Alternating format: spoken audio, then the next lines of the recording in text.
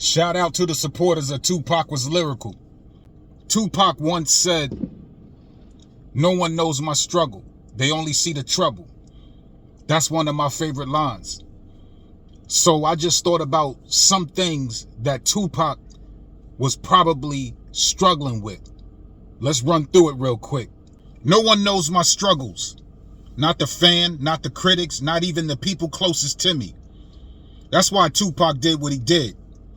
Tupac wasn't living for perfection. He was living for urgency. He was living like he knew the clock was ticking. No one knows my struggle. That's why Tupac recorded 5, 6, sometimes even 7 songs a day. It wasn't about polishing verses for radio. It was about leaving a blueprint for his people. Every track was a message in a bottle, hoping it would reach somebody before they killed the messenger. Not only did he make hits, he was making history. Even if he rushed, it sounded raw. His pain always shined through. No one knows my struggle. That's why after he got shot, Tupac didn't trust anybody. His smile changed. His interviews got darker. His lyrics got sharper. He laughed less. And when he did, it wasn't joy. Could have been sarcasm. Overall, it could have been pain.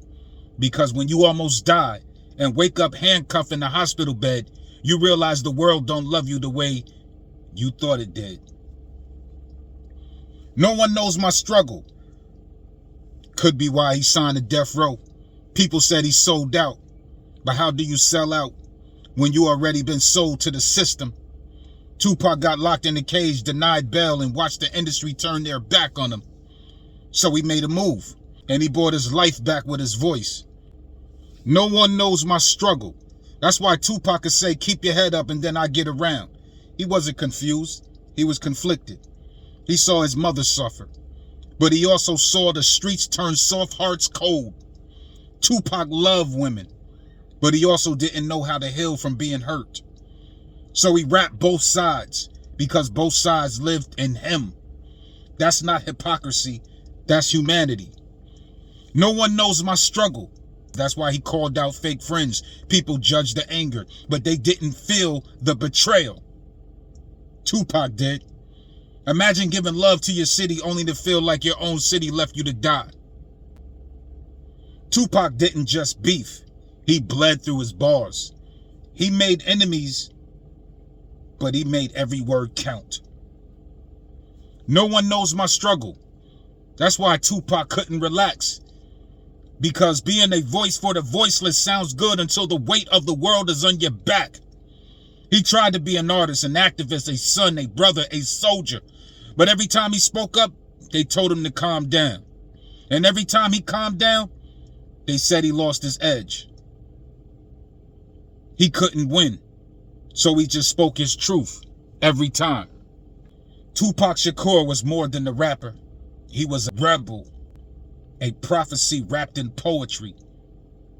And he knew the world didn't know his pain, but still, he gave us his story.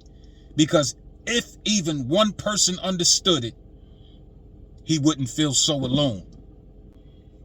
No one knows my struggle. They only see the trouble. Not knowing it's hard to carry on when no one loves you. Tupac went through a lot of stuff. Tupac endured a lot of pain. Tupac endured temporary happiness in the 25 years that he spent here. From being a baby, but immediately being born, he was born into a revolutionary family. And he had to grow up quickly. More quickly than almost any other child in the world. So we all should grow with this type of knowledge. We all should grow with this revolutionary heart, this passion, this ambition. We live in the white man's world. Tupac knew that. Tupac told us to hold your head. He gave us these songs, these lyrics, these song titles. These are messages. He gave you the code of thug life. He gave you an agenda. He gave you work to do. He didn't give his life so you can gossip.